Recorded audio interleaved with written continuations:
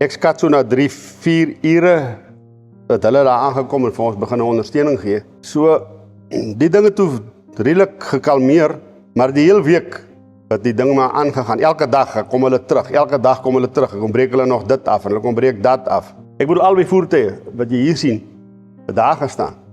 Plus al my implemente, my trekkers, my waterlorries, my padskrapers. Alles wat om 'n hele reistrek te behartig was daar. En die mense is besig om hulle af te brand. Hulle het een van my waterlorries afgebrand, een van die trekkers afgebrand, al my quadbikes wat daar was afgebrand. VIP losies, community halls, gone, toilets, gone. Intussen kon ons deur die week dan die movable goed verwyder het. Maar die volgende Saterdag was daai plek so gelyk soos hierdie grond. The complete racetrack is gone.